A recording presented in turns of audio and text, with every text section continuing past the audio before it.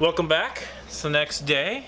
Our car failed to get through inspection, so we're going to try and figure out why. Here we go.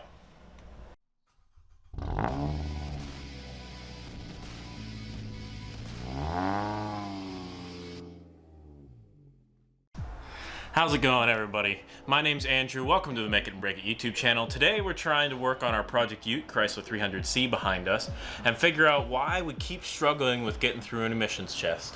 So the last episode, which maybe I'll try and finally do some links to videos here, is be up there. We thought we were ready to go. We got this car out on the road. We fixed our clanking issue down over here on the front side, which happened to be a bushing that had been pushed out of its sway bar mount, which makes sense why everything was clanking when we went around turns that caused the body to roll. We fixed our airbag light, and we went to do our inspections, and we got through our state patrol inspection just fine, which means the police are satisfied that I do in fact own this car and the parts that went into it. What we didn't get is our emissions test. So in Washington State, at least for the rest of this year, you have to get an emissions test to transfer ownership, register your car if it's a certain year, and everything else. So we were a block away and our light kicks on, our check engine light, which will fail an emissions test. And the light was idle is high or something like that. Even though the gauges are reporting like a 600 RPM idle, so I'm not entirely certain how the computer is getting all that. And then the real crap started happening. So we started getting lean codes for both banks of the engine. We started getting crankshaft position sensor codes. These are all brand new codes. So unless somehow, some way, a drive on essentially a freeway loosened up all these connections and everything failed at once, something's up here. So we're gonna try and figure that out. I do have an order in for a crankshaft position sensor, so if I need that, we'll get that. And I also have an order in for a new battery, because I don't know if I really trust the battery that's in this thing. It seems to be working fine, but apparently Dodges and Chryslers and everything are really sensitive to battery and voltage fluctuations. So any sort of weird shit that's going on there can mess you up. Which brings me to the first thing we're gonna test today. So based on all the like random stuff that shows up and goes away and all that sort of stuff on our error codes, my thought originally yesterday when I was trying some stuff out was to check all the grounds. And so I did, and I went through this engine bay and I checked most of the grounds that I could get a hold of without like tearing the engine out or something like that.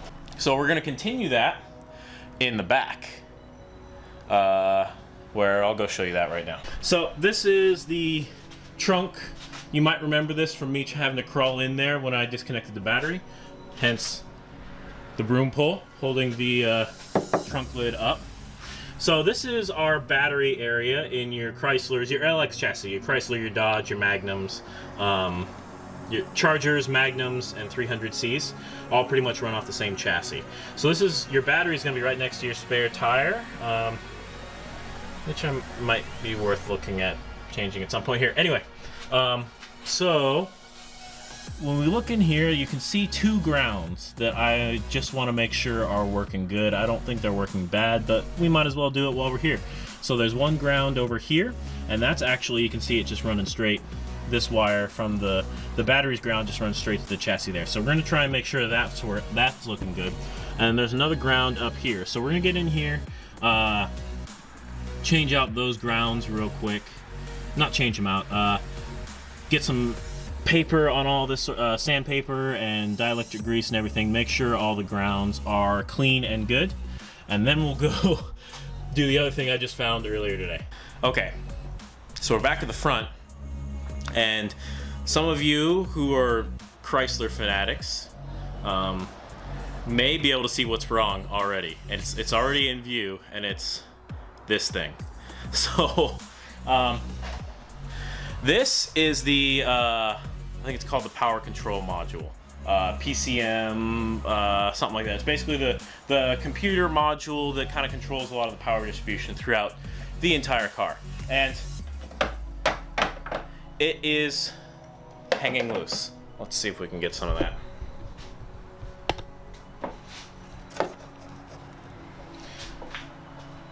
So normally, this thing hides out back down under here, and it's bolted to the back. Oh, so normally this thing hangs out back down over here, and it's bolted, I think, to the back of this tower or something like that. But it's just loose. I didn't unbolt it, it was just loose, which actually makes a lot of sense given some of the other things in this car. Looking at you, random socket on the bolt on the front of the engine. So this could be a cause of a lot of our electrical problems.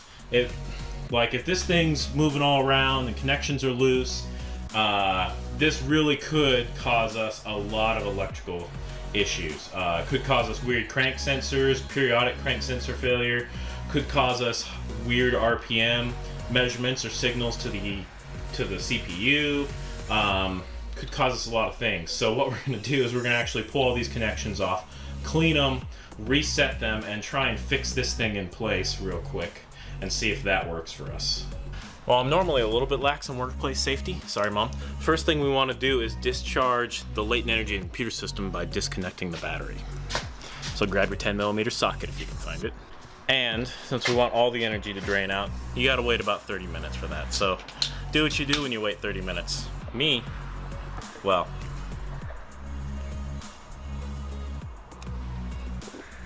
I got stuff to do. Gotta love it when sometimes people think ahead. Handy thing about those grounds back there is they're a 10mm bolt, which is the same as like the battery cable and a lot of other stuff that's around here. So that's nice. Won't stop me with fighting with my dad for a 10mm though. But okay, so we fixed the grounds in the trunk, or fixed. We pulled them apart, cleaned them up, put them back together, made sure they're real tight.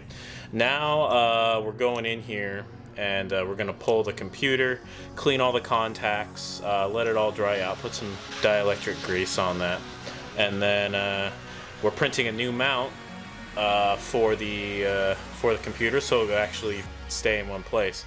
But we're gonna need another bolt, so we're gonna have to go find a bolt for that.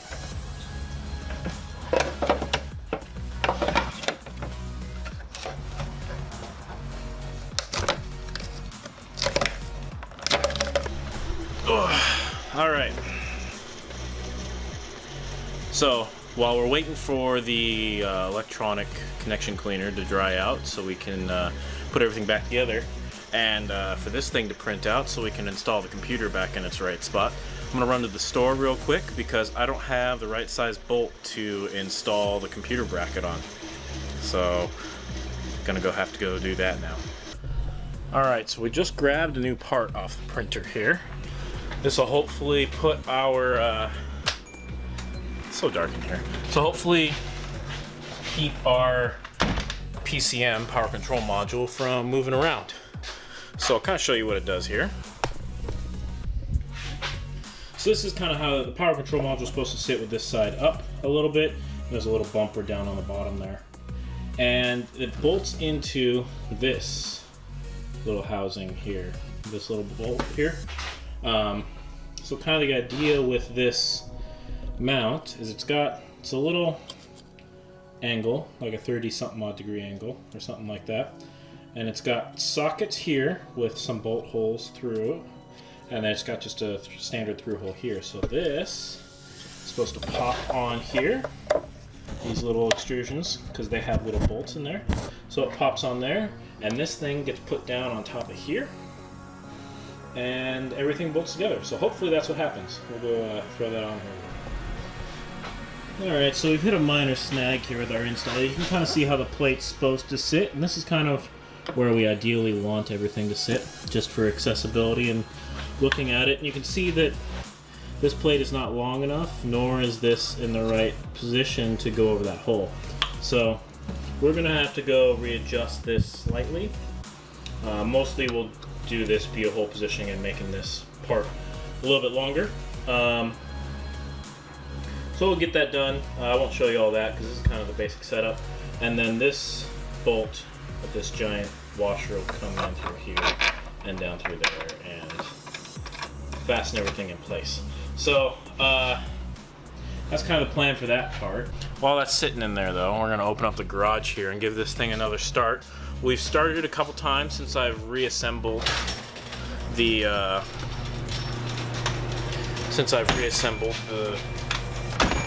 We've started a couple times since I reassembled the PCM and the grounds, and everything seems to work a little bit smoother.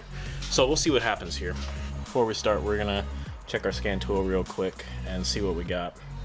See if anything's showing just right now. I don't expect there to be anything. There hasn't been anything yet.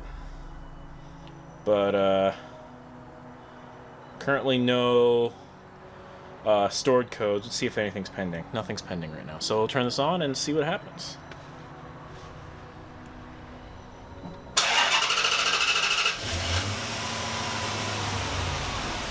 That's not ideal. It took a little bit longer to start than expected. Let's see if we got nothing. No stored codes?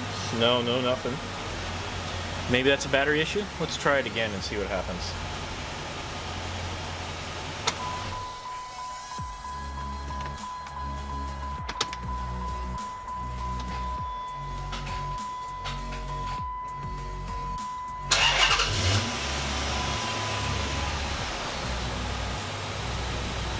Okay. So that's pretty much how it started all the time. But I'm not seeing anything pending or permanent here. So we're going to go through a heat cycle. I'm not going to show the rest of this for you guys because it's not super interesting. But we're going to go through a heat cycle, get this thing back up to about operating temperature, which is the middle, kind of on here, it's middle. You can't see any of that, no. It's about 100 C is where this thing likes to sit forever. 95 C, something like that. So we're going to get that up to those temperatures and then turn it off, let it sit for a couple minutes, then come back and turn it on again and see if we can't replicate our crankshaft position sensor code. If not, then I think we might have just fixed it just by pulling and cleaning our computer connections and cleaning the rest of our grounds. I'm not sure what would have been the problem. And we might go give it a shot tomorrow for emissions. Okay, so we got the mostly final form printed. Got to make a couple adjustments here. You can kind of see where this thing's supposed to sit now. We got some bolts in here and a bolting up here, but there's some deflection. You can kind of see it on the video, I think, right here, where I made the slot a little too big. I went to the opposite way. The slot was really small and it wasn't in the right location, so I made a bigger slot here for everything to bear on and adjust, but actually it looks like I don't need to make the slot quite that big in terms of width, so that this thing has more plastic to grip on. I also printed this thing much less infill. The first one was printed solid. This one's printed with it's only got 25% plastic on the inside once you get past the outside layers. So I'll go print something solid that's a little bit more perfect, so we get a little bit less deformation here, and we'll get that in. But this is what it looks like right now. It's pretty much what it's going to look like at the end. So we're going to try and get this thing tested.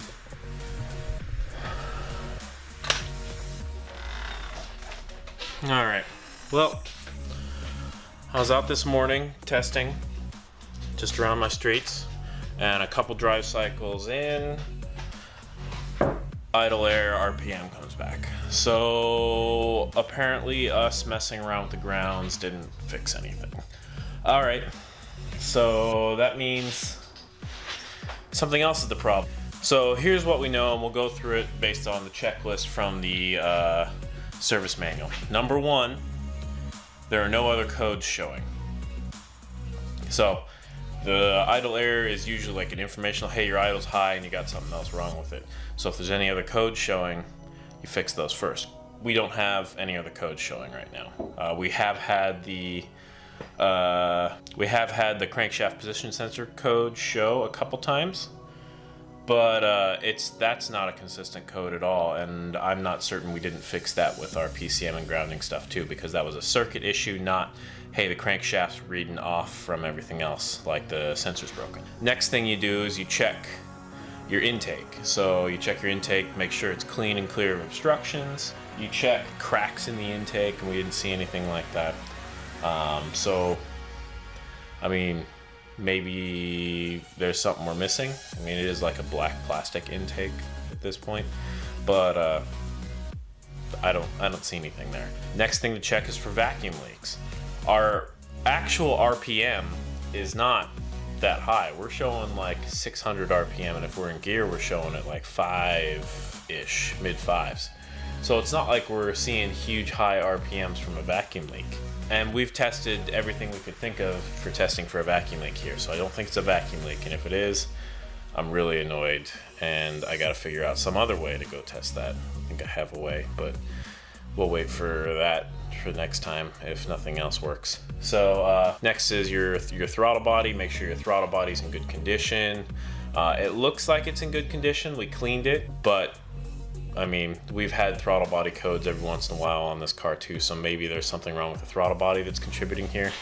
Or it could be a PCM, like actual PCM problem, or connections or something like that. That's the problem. So I took a look at the connectors. They didn't look bad, but they weren't super well seated the first time around, and we reseated them pretty well this time, but they're still not great. So that leaves us in a weird predicament. Looking online, a lot of people who've got this code have had it go away by replacing the throttle body itself. So we might have to go do that, and I really hate just picking parts and replacing them, but right now we have essentially no smoking gun for trying to find out what's wrong with this thing.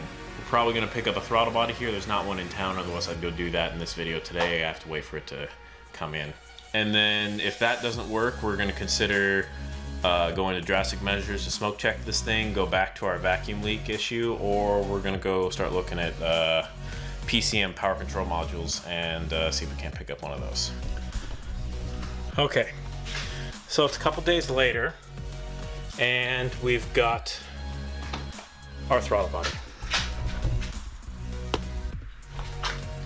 This is a brand new throttle body.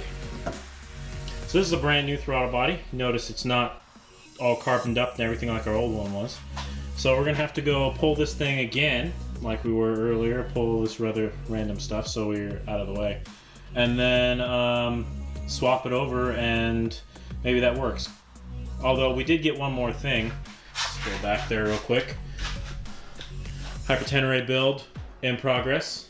Actually, it's mostly done, so check that out on the channel if you haven't seen it yet. It's pretty cool. Pretty cool build, actually. And then in the back here, it's currently disconnected, but we picked up a whole new battery because I am not super confident that our battery was good, even though it was showing decent voltages. So we picked up a new battery, and we'll make sure everything's good and connected at some point here when we connect everything back up. But first, let's go get that throttle body off.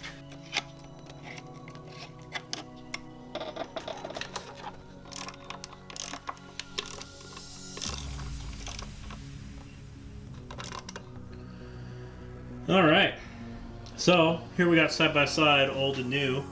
Old and busted, new hotness, you know, Tommy Lee Jones, Will Smith. Okay, enough movie references. So this is our old throttle body. I cleaned it episode or two ago, and that didn't seem to fix anything, but maybe it's the throttle body's the issue, but we're gonna replace it anyway. So we got our brand new one here. I hate just replacing parts, but at this point we're down to just picking and replacing. So new throttle body here, we're going to throw that on over here. I feel a little bad because I didn't buy a new O-ring here, a new intake O-ring here. But we'll do what we have to do here. So hopefully this does something better, and then we'll hook up our new battery and see if the car explodes, because that would be how this goes at this point. Alright, so we're back together. Get my keys here. And this will be basically first turn on. So we're gonna turn on. Everything seems okay. Let's plug this in, hold on a sec. All right, got our scan tool. So plugged it in. We're gonna go do our throttle learning procedure, which is we've let all the lights go out except for the check engine light. So we go from 0 to full, back to 0 throttle, and give it a few seconds to learn. Then we'll turn it back off, then turn everything back on and start her up and see what happens here. Well, just took it for a drive. By drive, I mean a little wander around the neighborhood, and nothing conclusive. So it seemed to behave pretty much just like it did beforehand. It's not showing any check engine lights yet, but there are some pending codes, so we'll see if those stay around, I guess. And yeah, I guess we'll end the video there. Not the most satisfying of endings, but did some interesting things, printed some cool parts at least, so there's some cool stuff in here. Hopefully we'll figure this out here in the next episode or two. I'm not certain what else could be going on here except maybe a power control module problem. So yeah, we'll keep looking at that stuff, and I guess we'll just have to keep working on it until we fix it. Luckily we have some other projects that are going a little bit better, so we can get a little bit more gratification out of that. But anyway, that's pretty much it for this episode. If you haven't watched any of it yet, watch the Hypertenere series we're doing, which is that bike right there. We're turning a sport bike into an adventure bike in a couple different phases. So first phase is pretty cool and it's ongoing right now. It should finish in the next week or so when this episode goes up.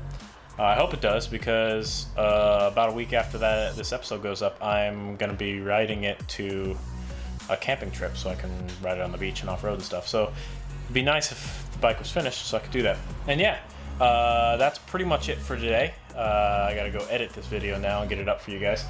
Thanks for watching, everyone. My name's Andrew, and this has been another Make It and Break It YouTube channel video. Not the most successful video, I don't think. I wish we had like a victory to show you guys, but you know, that's kind of how it goes when you're building cars that were salvage. They're salvage for a reason, because there's problems with them. So you just got to work through it one at a time, and hopefully at the end, the journey and the end product are worth the hassle.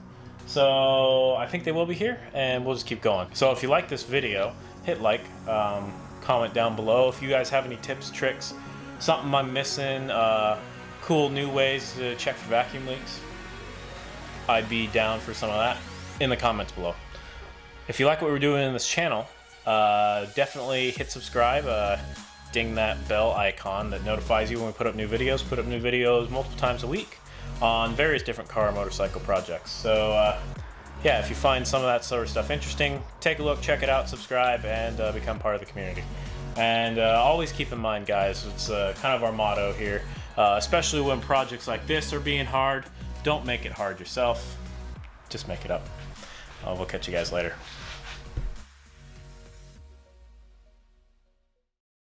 Oh, jeez, I'm struggling this morning.